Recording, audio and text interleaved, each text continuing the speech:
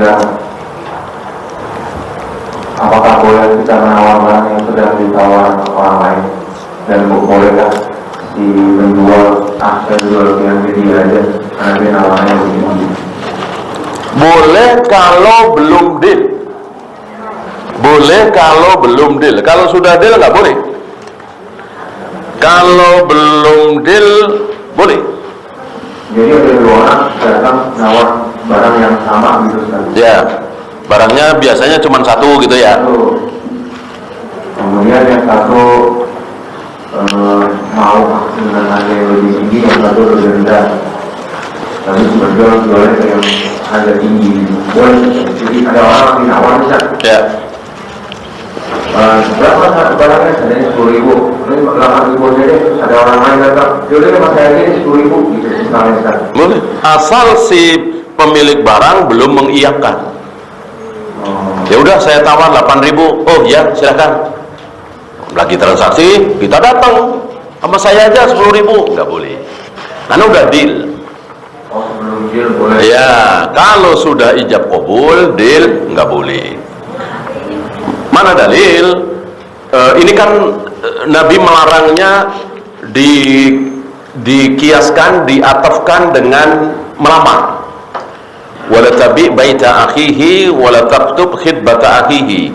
Jangan engkau membeli barang yang dibeli oleh orang lain, dan jangan engkau melamar wanita yang sedang dilamar oleh orang lain. Berarti dua-duanya tidak boleh. Nah, banyak yang memahami kalau sedang dilamar, kalau sedang ditawar, kita nggak boleh masuk. Keliru. Kenapa? Karena ada seorang wanita namanya Fatimah binti Qais, itu datang kepada Nabi. Ya Rasul, aku dilamar oleh 3 laki-laki. Disebut di situ ada Abu Jahm, ada Muawiyah. Kata Nabi, jangan, sama Usamah saja. Ya. Nah, berarti wanita ini dilamar bersamaan oleh 3 laki-laki, dan Nabi tidak mengharapkan, oh nggak boleh itu, haram itu, mestinya satu-satu. Nggak apa-apa. Yang tidak boleh sekali lagi kalau si wanitanya itu, pihak wanitanya sudah mengiyakan, sudah ijab kabul, sudah diterima. Si wanita ini sudah menerima pinangan lamaran dari laki-laki lain, tiba-tiba kita masuk sama saya aja, nah nggak boleh. Sebab kalau tidak boleh berarti lelang haram dong. Lelang kan halal. Insya Allah tidak ada satupun ulama yang mengharamkan lelang. Lelang kan begitu. Nih siapa yang berani tinggi nih, mobil ini, mobilnya cuma satu, pembelinya banyak. Tentu yang akan dapat yang berani paling tinggi. Allahu. Ya. Sekarang banyak yang mengatasnamakan pembelian syariah. Apakah itu diperbolehkan saat misal ada seorang saya ingin beli motor, kemudian saya pergi ke teman atau seorang, saya mau beli motor itu, kalau belikan dulu dengan harga oke, saya kamu karena motor itu saya belikan, tapi harganya jadi lebih tinggi. Tidak boleh. Apa dalil yang dilanggar? Wala tabi bai'ata akhihi.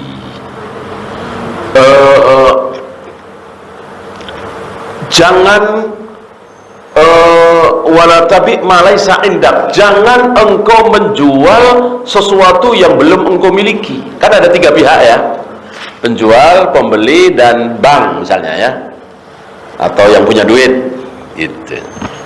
Nah, dealnya kan sama yang punya duit. Padahal barangnya milik penjual, ya. Kecuali si banknya itu, yang punya duit itu punya barang itu, ya. Ya dibeli dulu lah, dibeli dulu, ya. Sudah punya dia kan. Dibeli misalnya motor 10 juta, sudah punya duit, dijual ke kita 13 juta, ya, itu boleh. Jadi harus ada 3 harus ada 2 transaksi, dan itu bagus sekali. Ya, ahli ekonomi senang sekali dengan sabda Nabi. Kan semakin banyak transaksi kan semakin bagus. Kalau tadi kan cuma 1 transaksi, mestinya ada 2 transaksi. Jadi motor tersebut dibeli dulu oleh bank. Nah, oleh bank dijual ke kita, tentu lebih mahal. Nah, setelah itu kita boleh nawar, boleh mau, boleh tidak. Maksudnya gini, Ustaz, apakah bank itu membeli sebelum ada demand, sebelum ada orang yang mau? Apakah karena orang mau dia beli itu diperbolehkan? Nggak masalah, asal dealnya nanti, nggak masalah. Ya udah, saya mau yang begini-begini, ya udah, besok ya. Nah, udah dibeli dulu sama bank. Nah, begitu kan, bank bilang, Pak, motor yang Bapak mau ini saya sudah siapkan. Kata si bapak, maaf, nggak jadi. Boleh marah nggak banknya? Boleh marah? Nggak boleh, kan dealnya itu. Tadi belum deal. Kalau tadi sudah deal, haram. Ya, jadi apa istilahnya ya? Kayak omong-omongan aja lah, rasan-rasan. Gitu. Haramnya justru di situ. Barang masih punya dia, tapi udah deal sama banknya. Haramnya di situ. Kena dalil menjual sesuatu yang belum dimiliki, kan belum milik bank. Beli dulu oleh bank. Setelah dimiliki oleh bank, nih Pak, ada nih motor yang Bapak mau 13 juta ya. Nah, kata si bapak, saya maunya 10. Nggak boleh marah. Banknya nggak boleh marah. Kalau dia harga yang sudah ditentukan di depan, boleh? Ya udah deal dong berarti. Ya nggak boleh. Baru rasa-rasa. Ya kalau ini pokoknya saya mau motor yang kayak begini. Ya saya sanggup lah. Mungkin 12-13 juta lah. Boleh? Boleh, tapi jangan deal dulu. Nah, dibeli sama banknya kan 10 juta oleh bank, dijual ke kita, baru di situ tawar-menawar. Nggak boleh lah, kemarin katanya mau 13. Ya enggak, kan belum deal, baru rasan-rasan doang. Paham ya? Assalamualaikum Ustaz. Assalamualaikum warahmatullahi wabarakatuh. Jadi itu kalau kita memberi barusan penjelasan Ustaz itu ini yang saya tanyakan Ustaz, bagaimana hukumnya dropship Ustaz? Sekarang itu kan banyak metode ya Ustaz. Si ibu-ibu rumah tangga itu pada model dropship Ustaz, artinya dia tidak memiliki barang, dia menjualkan ke perusahaan, hanya menawarkan barang aja untuk tambahan penghasilan gitu Ustaz. Jadi apa hukumnya Ustaz? Jadi dia tidak memiliki barang, hanya menawarkan, dia dapat transferan uang, lalu dia kasihkan ke perusahaan untuk penjualan dia gitu Ustaz. Jadi hanya menawarkan saja, dia dapat komisi dari terserah mau jual berapa terserah gitu Ustaz. Bagaimana hukumnya itu Ustaz? Dan keduanya bagaimana sementara itu Ustaz, itu aja Ustaz. Terima kasih Ustaz sudah memahami. Itu dimengerti oleh yang punya barang. Enggak Ustaz, jadi memang si perusahaan itu maksudnya pebisnis besar itu memang sekarang itu kan modelnya dropship Ustaz. Artinya dia tidak menawarkan ibu rumah tangga yang mau ada tambahan penghasilan gitu Ustaz. Jadi dia ibu rumah tangga itu saja menawarkan barang tersebut, terserah dia jualnya berapa. Nah nanti kalau sudah dapat dia yang menjalankan untuk dia pengiriman itu yang punya barang sekitar besarnya itu Ustaz. Jadi model dropship jadi dia si ibu rumah tangga itu hanya menawarkan barang saja Ustaz ke customer itu. Biar gampang saya contohkan ya, saya nggak paham dropship apa. Biar gampang mungkin saya contohkan, ibu punya motor, ibu pengen jual motor itu, ibu nggak tahu siapa yang mau beli. Kebetulan saya punya teman banyak yang memang pengen nyari motor. Saya bilang sama ibu, saya jualin Bu ya. Kata ibu, ya. Lalu saya jualkan. Taruhlah laku 10 juta. Nah, saya dapat upah 500.000. Kira-kira begitu Bu? Iya, Ustaz. Ya kalau begitu halal apa haram? Halal kalau begitu ya. Orang cuman upah, wajar dong saya dapat upah. Kalau upah tidak ya Ustaz. Jadi apa namanya, terserah kita mau menjual. Oh gitu ya. Saya misalnya 9 juta, atau terserah kita mau jual berapa dan seperti itu. Iya. Jadi ibu punya motor mau dijual 10 juta. Lalu ibu punya motor mau dijual 10 juta ya. Hah? Iya boleh, tapi saya izin sama ibu. Saya jual 11 juta, Bu ya. Nanti yang 1 juta buat saya, Bu ya. Kata ibu, ya boleh. Kalau nggak izin Ustaz? Kalau izin nggak boleh. Kalau nggak izin nggak boleh. Karena gini, sekarang itu metodenya itu banyak ibu rumah tangga itu yang sistem dropship Ustaz. Artinya dia hanya menjual, jadi dia tidak memiliki barang Ustaz. Jadi kalau makan keuntungan itu bebas, ibu mau mengambil 5.000, 10.000, 15.000 itu bebas Ustaz. Yang penting di perusahaan itu hanya 10 kadang-kadang seperti itu Ustaz. Jadi bukan sistem komisi tapi kebebasan dalam menjual Ustaz. Tetapi yang penting di sini adalah si ibu-ibu rumah tangga itu tidak mempunyai barang, hanya memiliki dia sosmed, sosial media, WA, dan mereka menawarkan saja Ustaz. Nah, apakah hukum tersebut itu diperbolehkan dengan sistem dropship Ustaz? Iya, sama dengan tadi kan. Bu, nanti motor ibu yang 10 juta ini saya jual 13 juta Bu ya. Oh terserah Bapak. Nanti yang 3 juta buat saya ya, kalau laku ya. Nah, terserah. Boleh kan? Yang haram kalau saya nggak minta izin ibu.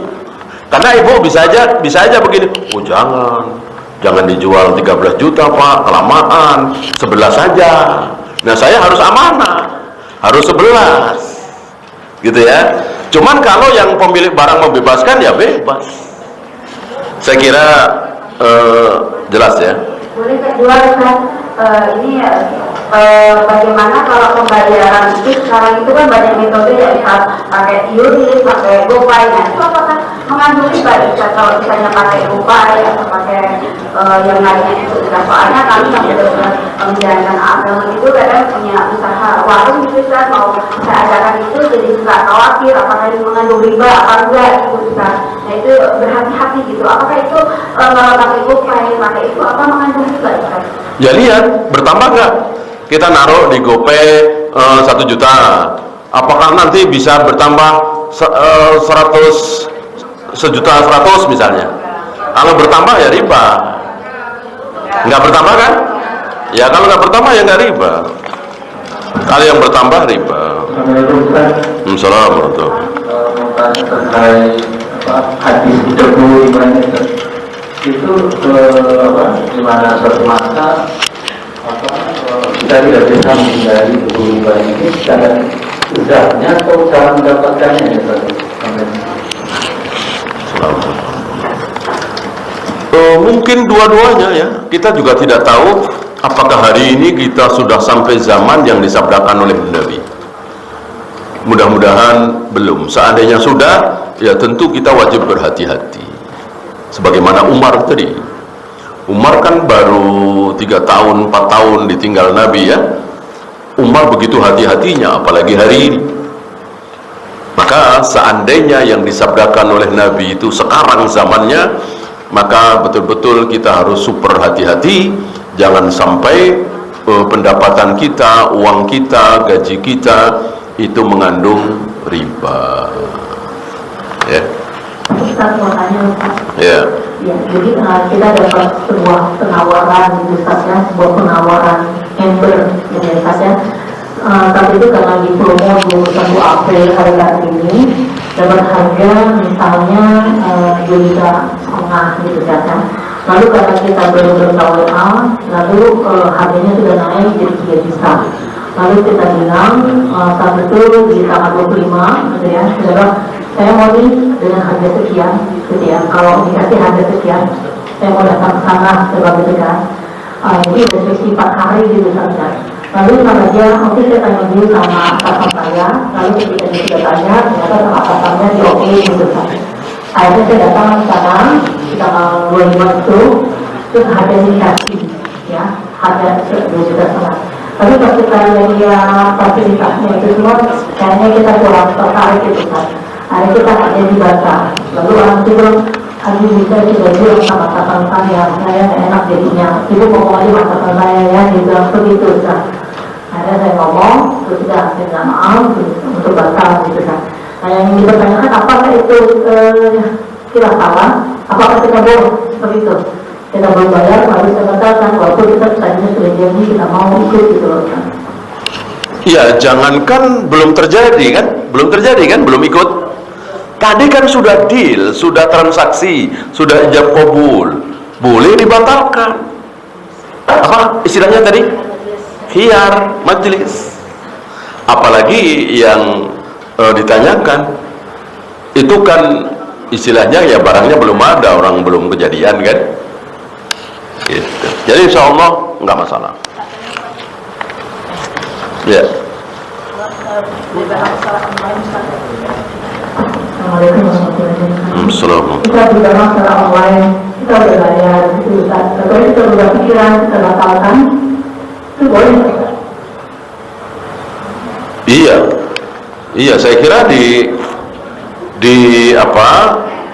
Jual beli online juga boleh seperti itu ya. Ada pembatalan kan? Boleh kan? Iya. Apalagi kan barang belum datang kan? Iya, boleh.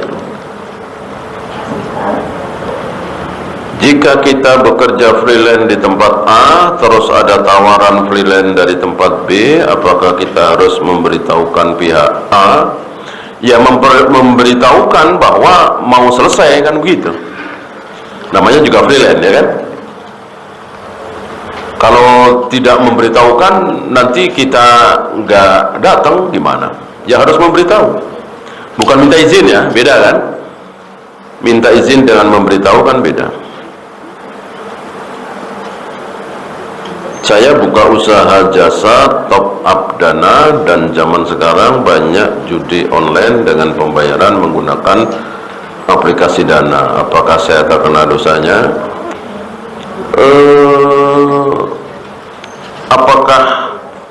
Apakah ini bisa dikiaskan dengan saya jual racun tikus? Ada yang beli buat diminum bunuh diri? Ya. Kalau dikiaskan seperti itu, berarti jual racun tikus halal apa haram? Halal. Kan kita nggak tahu ya. Kecuali dia ngomong, saya mau bunuh diri nih, racun tikus yang bagus mana ya? Nah, ini nih, yang ini nih. Ini cepat mati kalau yang ini nih. Nah, kita dosa. Kan kita nggak tahu, kita jual aja. Nah, termasuk yang ditanyakan ini kan top up dana. Mau buat judi, mau buat bangun masjid, kita nggak tahu, ya. Kecuali tahu dikhususkan, ya seperti ya banyak lah ya, yang kita tahu nggak boleh, ya. Nyewain hotel, jam-jaman, yang datang laki perempuan pakai motor, ya itu kan jelas tahu ya. Kalau hotel secara umum, ya nggak tahu, kan seperti itu. Bagaimana hukum tukar tambah seperti sepeda motor bekas ditukar dengan yang agak baru? Nggak masalah. Yang penting antara diminku, ridho sama ridho, suka sama suka. Yang tidak boleh apa? Zat ribawi. Kalau zat ribawi tidak boleh. Zat ribawi itu apa? Emas, perak, beras, kopi, gula, yang ditakar dan yang ditimbang. Itu nggak boleh. Ya. Beras 5 kilo ditukar dengan beras 10 kilo. Karena beras 10 kilo ini kurang bagus. Yang 5 kilo ini bagus. Boleh apa tidak? Tidak boleh. Tidak boleh. Bilal pernah nanya itu kepada Nabi, Nabi melarang. Kata Nabi, jual dulu berasmu. Ini sama. Para ahli ekonomi senang sekali dengan sabda Nabi ini. Karena jadi ada 2 transaksi kan. Semakin banyak transaksi kan semakin bagus ekonomi. Nah, adapun motor 1 ditukar motor 2 nggak masalah, karena motor tidak ditakar dan tidak ditimbang.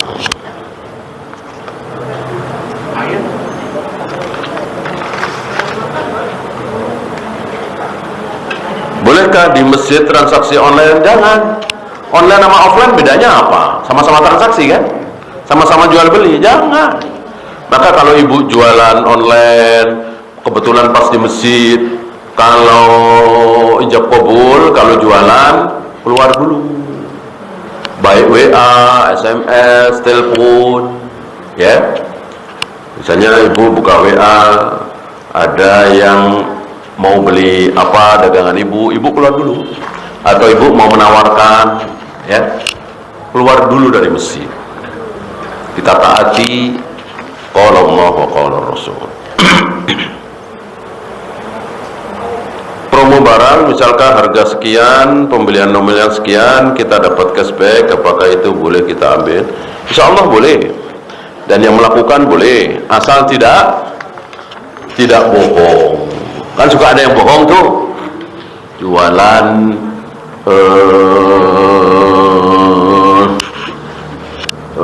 sabun misalnya, ya, atau herbal atau apa. Dari dulu sampai sekarang itu harganya 50.000. Tiba-tiba di atasnya ditulis 80.000 dicoret, iya kan? Ini bohong atau tidak? Bohong. Orang nggak pernah dia jual 80.000, kecuali memang selama ini dia jual 80.000, kemudian diturunin menjadi 50.000, 80.000-nya dicoret, nah itu boleh. Nggak bohong kan? Bohong haram. Bila kita mendatangi walimah, otomatis kita pasti dengar musik. Bagaimana itu? Nggak masalah, nggak masalah. Kan bukan kita yang nyetel, bukan kita yang minta, ya. Oh, setelin lagu ini ya, nah, itu nggak boleh, ya. Kan bukan kita yang minta, ya. Asal nggak usah goyang-goyang, ya. Lagu enak kemudian masuk di telinga kita, gimana? Bukan maunya kita. Jadi begini Bu, dosa dalam walimah itu dibagi dua. Dosa dalam walimah itu dibagi dua. Satu, dosa yang semua orang tahu bahwa itu dosa. Apa? Makan babi, ada babinya, ada homernya, ada mabuk-mabuknya, ada dansa-dansa laki perempuan, ya. Itu seluruh kaum muslimin insya Allah tahu itu dosa. Maka kita jangan datang walaupun diundang. Kalau memang ada seperti itu, ya. Tapi kan jarang, ya. Yang kedua, dosa yang umumnya kaum muslimin nggak tahu, sedikit yang tahu. Apa? Nah, musik, campur aduk laki perempuan tidak dipisah. Ini kan sedikit kaum muslimin yang tahu kalau itu haram. Untuk yang kedua ini kita masih wajib datang. Tapi kalau diundang, ya. Kalau nggak diundang jangan datang, ya. Dia lupa kali nggak ngundang saya, orang teman dekat, nggak boleh, nggak boleh. Makanya dia lupa nih, saya datang aja, boleh nggak? Nggak boleh. Kalau nggak diundang jangan datang. Dan kayak orang-orang daerah kampung suka begitu, kadang-kadang begitu. Jadi kasihan yang punya rumah, yang hajatan itu, dikiranya kalau didatengin itu pasti seneng. Enggak lah,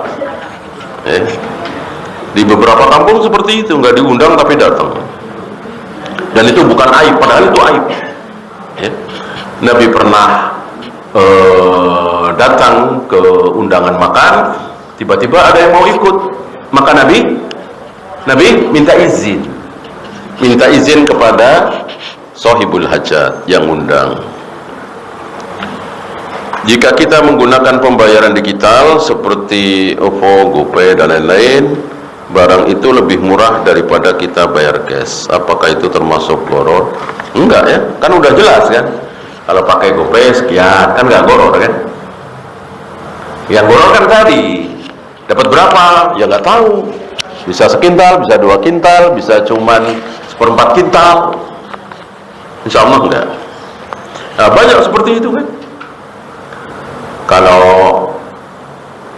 Kalau bayarnya lewat Pak Lurah, dimurahin. Hal-hal seperti itu kan biasa kan dari zaman dulu.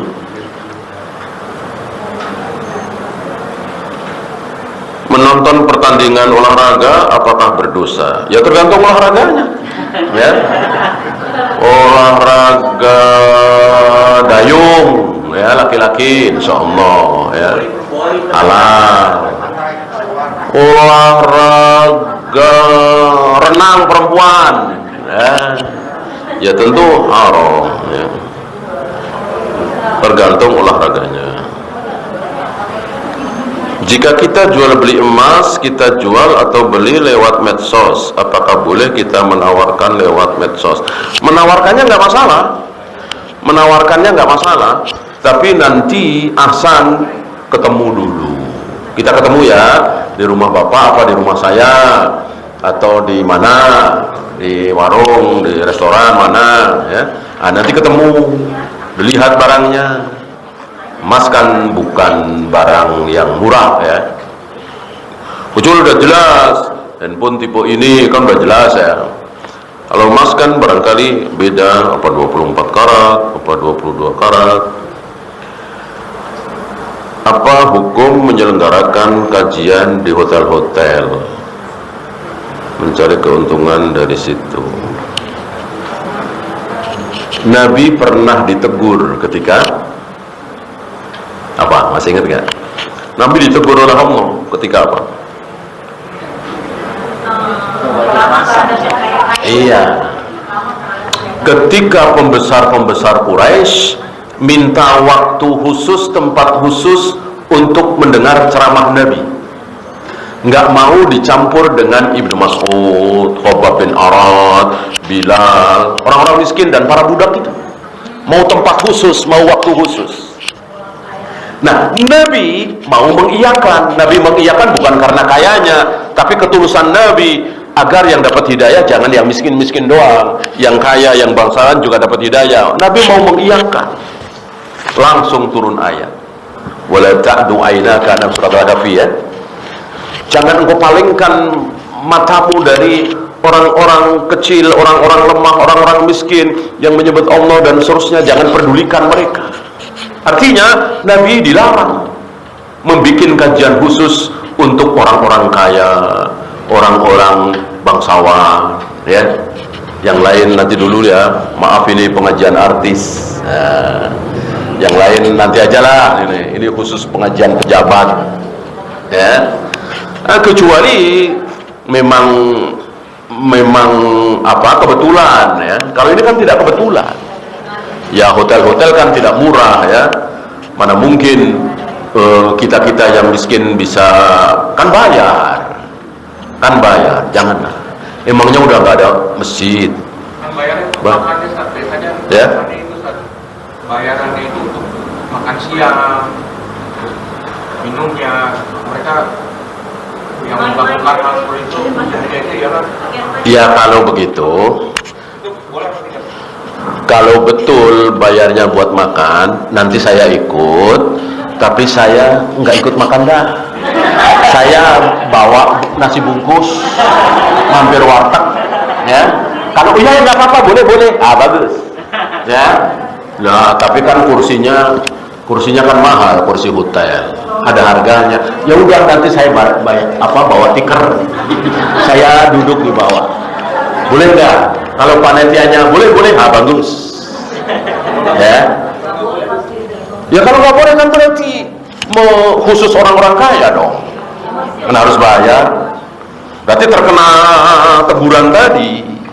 Harusnya boleh. Yang mana lebih berkah? Hotel apa masjid? Masjid lah. Lebih berkah masjid. Ya. Berbaur antara yang kaya dengan yang miskin, antara pejabat dengan yang jelata, itu bagus. Biasanya mereka juga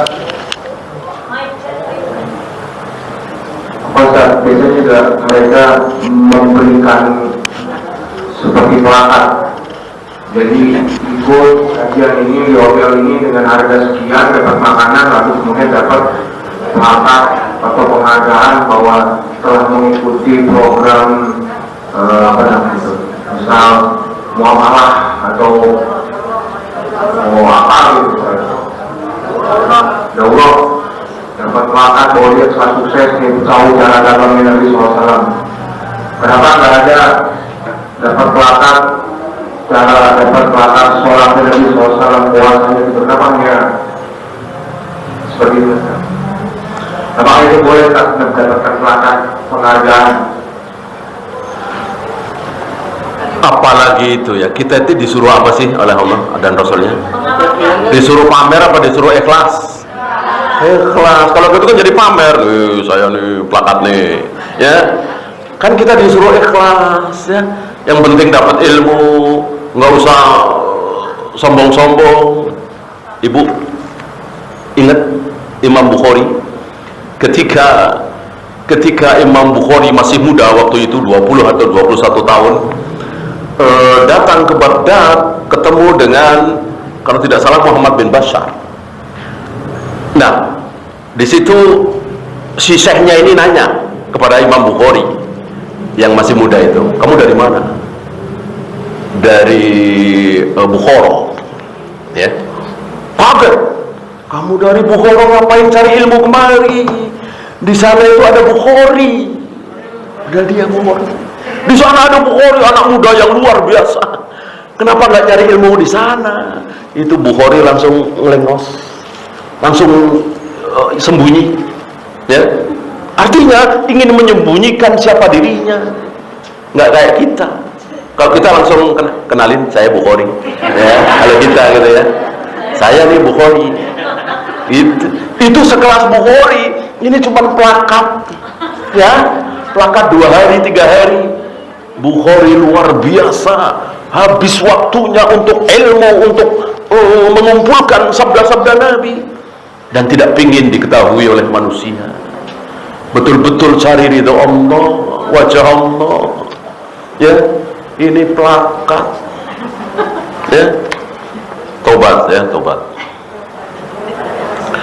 Apa hukum membatalkan transaksi karena ada keterlambatan pembayaran? Apa hukum membatalkan transaksi karena ada keterlambatan pembayaran? Bukan denda, ya. Kalau membatalkan nggak masalah, seperti tadi, ya. Orang sudah ijab kabul saja boleh dibatalkan. Bolehkah wanita melakukan botok? Apa botok? Botok punya makanan. Saya nggak tahu, Bu. Tahu saya botok makanan itu yang di.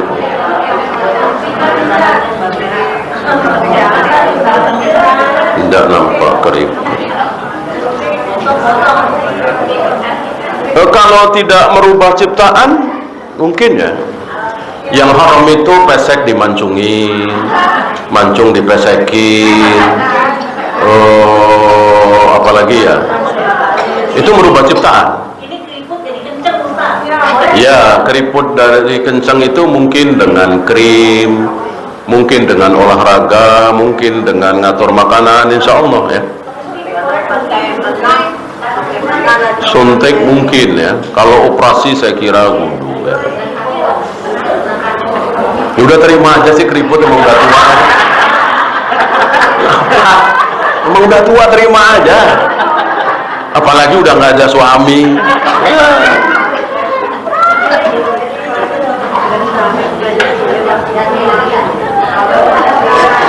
Ya, udah aja ya. Habis ya. Kita akhiri. Subhanakallahumma bihamdika asyhadu an la ilaha illa anta astaghfiruka wa atubu ilaik. Assalamualaikum warahmatullahi wabarakatuh.